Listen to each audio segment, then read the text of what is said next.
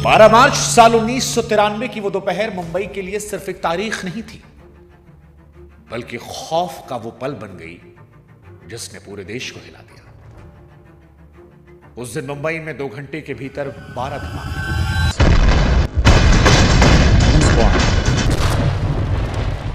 भीड़ भाड़ वाले इलाकों में तबाही होती है।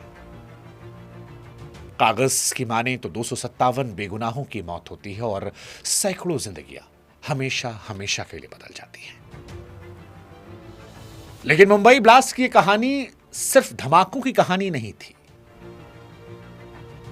ये एक सुनियोजित साजिश थी जिसके पीछे था अंडरवर्ल्ड, आतंक का खतरनाक गठजोड़, दाऊद इब्राहिम का नेटवर्क, टाइगर मेनन की प्लानिंग और आरडीएक्स जैसा घातक विस्फोटक जिसे महीनों पहले देश के भीतर उतारा गया। सबसे परेशान करने वाला सच उस धमाकों में जो था वो ये कि दुश्मन सरहद पार के सिर्फ नहीं थे, हमारे अपनों ने, हमारे घर के लोगों ने भारत में रहकर गद्दारी की थी।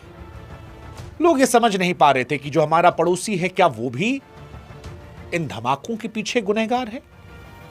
हमारे बच्चों का कातिल क्या हमारा पड़ोसी है? क्या वो अधिकारी जिन पर सुरक्षा की जिम्मेदारी थी उन्होंने लालच में मौत को मुंबई तक पहुंचने दिया? मुंबई के धमाकों की जांच की परतें जब खुली तो कई चौंकाने वाले नाम सामने आए। इनमें एक नाम ऐसा भी था जिसने फिल्म इंडस्ट्री से लेकर आम लोगों तक को स्तब्ध कर दिया। नाम संजय दत्त का। हथियारों का कनेक्शन, अदालत की लंबी लड़ाई, देश भर में छिड़ी बहसों ने इस केस को और सनसनीखेज बनाया। और इसीलिए मुंबई ब्लास्ट की कहानी साजिश की कहानी है, गद्दारी की कहानी है, डर की है, उस दर्द की है जिसे मुंबई आज भी पूरी तरह भूल नहीं पाई है। और क्या हुआ था उस मत भरी दोपहर को मुंबई में? तो दोपहर के 1:30 पे थे। बॉम्बे स्टॉक एक्सचेंज की 28वीं मंजिला इमारत अपनी पूरी रफ्तार से काम कर रही थी। तभी अचानक एक ऐसा धमाका होता है जिसने इमारत की नींव तोड़ी। आसपास की सड़कों पर कांच की बारिश होने लगी। अभी राहत कार्य शुरू भी नहीं हुआ था कि अगले 2 घंटे के भीतर मुंबई के अलग अलग कोनों से तबाही की खबरें आने लगी। Narsinghnath Street, Air India Building, Zaveri Bazaar, Century बाजार। हमलावरों ने बहुत ही चालाकी से उन इलाकों को चुना था जहां दोपहर के वक्त सबसे ज्यादा भीड़ होती है। कार और स्कूटर को चलते फिरते बमों में तब्दील कर दिया गया ताकि किसी को शक न हो। सेंचुरी बाजार के पास हुआ धमाका इतना शक्तिशाली था कि वहां से गुजर रही एक पूरी बस मलबे के ढेर में बदल गई और उसमें सवार मासूमों के शरीर के अवशेष पेड़ों पर लटके मिले। यह सिर्फ इमारतों पर हमला नहीं था, बल्कि भारत की आर्थिक राजधानी के आत्मविश्वास पर हमला था। शाम होते होते पूरी मुंबई सन्नाटे में डूब गई, वो सन्नाटा जिसे मुंबई ने पहले कभी महसूस नहीं किया था।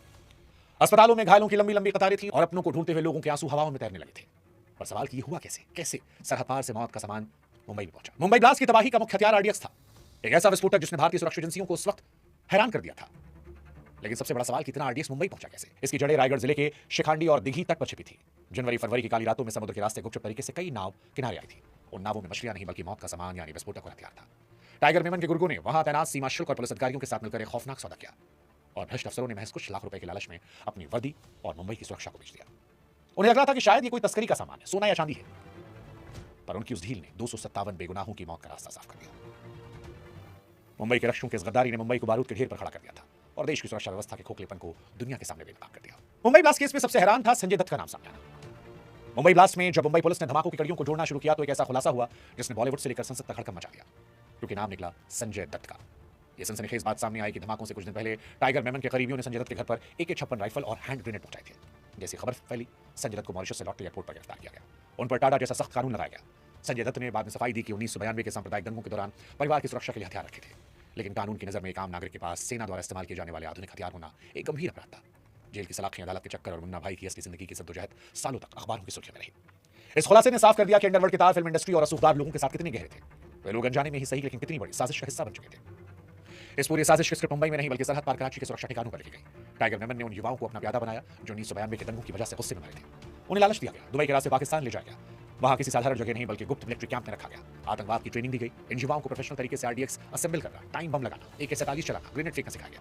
उन्हें इस तरह तैयार किया गया जैसे किसी बड़े युद्ध पर जा रहे हैं। पाकिस्तान की खुफिया एजेंसियों की मदद से यकीन दिलाया गया कि वो किसी धर्म युद्ध का हिस्सा है, जबकि हकीकत में वो दाऊद इब्राहिम और टाइगर की नफरत की आग के ईंधन में थे। ट्रेनिंग पूरी होती है, इन्हें वापस मुंबई भेजा गया, जहां पर अपनी मिट्टी और अपने पड़ोसियों की मौत का सामान लेकर पहुंचे थे। यह हमला केवल एक गुट की सनक नहीं बल्कि एक अंतर्राष्ट्रीय आतंकी ऑपरेशन थी जिसे भारत को अशांत करने के लिए किया गया था। मुंबई ब्लास्ट के धमाकों में शुरुआती कुछ घंटों तक मुंबई पुलिस अंधेरे में थी, लेकिन फिर एक छोटी सी मानवीय चूक ने पूरी साजिश का पर्दाफाश किया। वर्ली के पास पुलिस को एक लावारिस मारुति वैन मिली जिसकी चाबियां वहीं पास में गिरी थी। तो पुलिस ने वैन की तलाशी ली तो नजारा देखकर उनके होश उड़ गए, क्योंकि वैन के अंदर हैंड ग्रेनेड और AK-56 राइफलों का बड़ा जखीरा रखा गया था। उस गाड़ी के रजिस्ट्रेशन नंबर की जांच करते हुए पुलिस सीधे माहिम की अल हुसैनी बिल्डिंग तक पहुंची, जो टाइगर मेमन में था। इसके साथ ही दादर में मिले एक बिना फटे स्कूटर बम ने भी पुलिस को अहम सुराग दिया। पुलिस की टीम ने 48 घंटों के भीतर वो कर दिखाया जो नामुमकिन लग रहा था। उन चेहरों के नकाब उतारा जिन्होंने इस तबाही की पटकथा की थी। अगर वो वैन और वो स्कूटर सही समय पर नहीं मिलते तो शायद इसके मास्टरमाइंड कभी कानूनी गिरफ्त में नहीं आते और मुंबई में आने वाले वक्त में और भी बड़े कत्लेआम होते। मुंबई धमाकों के बाद अंडरवर्ल्ड की दुनिया के दो बड़े खिलाड़ियों के बीच में दरार आ गई। दाऊद इब्राहिम को यह एहसास हो गया कि इन धमाकों ने उसे दुनिया की नजर में अपराधी से बदलकर ग्लोबल टेररिस्ट बना दिया है। अब पूरी दुनिया की खुफिया एजेंसियां उसके पीछे पड़ गई थी। उसके अवैध साम्राज्य पर खतरा मंडरा रहा था। दाऊद को डर था कि टाइगर मेमन की आक्रामक हरकत की वजह से उसका पूरा बिजनेस एम्पायर खत्म हो जाएगा। वहीं दूसरी तरफ टाइगर को यह महसूस होने लगा कि दाऊद ने काम निकल जाने के बाद उसे अकेला छोड़ दिया। कराची के आलीशान महलों और पाकिस्तानी पनाह में रहने के बावजूद दोनों के बीच इतनी नफरत बढ़ गई कि एक दूसरे की जान के दुश्मन बन गए। अपराध की दुनिया का यह सबसे कड़वा सच है। वहां कोई किसी का सगा नहीं और वफादारी सिर्फ फायदे तक सीमित होती है। उनके हिसाब से दुश्मनी ने अंडरवर्ल्ड के समीकरणों को हमेशा के लिए बदला। ये साबित किया कि जब पाप का खड़ा भरता है तो अपने ही अपनों को मिटाने पड़ते हैं। इस पूरे मामले का एक सबसे बड़ा रहस्य बना है और वो है याकूब मेनन का पाकिस्तान की सुरक्षा छोड़कर भारत आना। याकूब एक पढ़ा लिखा चार्टर्ड अकाउंटेंट था। टाइगर मेनन का भाई। उसका परिवार हमेशा से दावा कर रहा था कि वो अपनी बेगुनाही साबित करने और जांच में सहयोग करने सरेंडर आ रहा है। लेकिन सवाल उठता है कि उसका पछतावा था या फिर भारतीय खुफिया एजेंसी द्वारा बिछाया गया कोई जटिल जाल। काठमांडू एयरपोर्ट से शुरू हुई याकूब की गिरफ्तारी कहानी आज भी कई अनसुलझे सवालों को अपने भीतर समेटे। क्या याकूब को वाकई भरोसा था कि भारत कानून माफ कर देगा या अपने भाई टाइगर की गलतियों की सजा भुगतने के लिए वो खुद मौत के करीब आया था? ये विवाद आज भी बना हुआ है कि क्या याकूब के साथ इंसाफ हुआ या फिर किसी बड़ी अंतर्राष्ट्रीय राजनीति और एजेंसियों के बीच डील का शिकार हो गया। 1993 के धमाकों को लेकर जो सवाल सबके जहन में आज भी जिंदा है वो ये कि क्या कभी इस जख्म को इंसाफ मिल पाएगा, क्योंकि भारत के कानूनी इतिहास का सबसे लंबा और पेचीदा ट्रायल साबित हुआ। 14 साल की लंबी सुनवाई, सैकड़ों गवाहों के बयान, हजारों पन्नों की चार्जशीट के बाद आखिरकार टाडा कोर्ट ने 100 सजा आरोपियों को दोषी ठहराया। 30 जुलाई 2015 को याकूब मेनन को फांसी के फंदे पर लटकाया गया। लेकिन क्या इसने उन बेगुनाहों के जख्म भरे? इस पूरी साजिश के असली मास्टरमाइंड दाऊद इब्राहिम और टाइगर मेनन आज भी पाकिस्तान की पनाह में खुलेआम घूम रहे, भारत के कानून का मजाक उड़ा रहे हैं। लेकिन मुंबई के वो परिवार जिन्होंने अपने बेटे और पिता को खोया, उनके लिए लड़ाई आज भी है, क्योंकि मुख्य आरोपी आज भी गिरफ्त से बाहर है। ये कहानी याद दिलाती है कि नफरत और आतंक की आग हमेशा बेगुनाहों को जलाती है। हालांकि मुंबई के हौसले ने साबित किया कि आतंक की ताकत कितनी बड़ी क्यों ना हो, कोई शहर की रफ्तार और इंसानी के जज्बे को खत्म नहीं कर सकती। ये कहानी आज भी लोगों के दिलों में जिंदा है। ये डर आज भी लोगों के दिलों में जिंदा है। ये कहानी मुंबई का थी, ये कहानी फ्रैंकलिन की थी। कोई और कहानी सुननी हो तो कमेंट सेक्शन में लिखिएगा।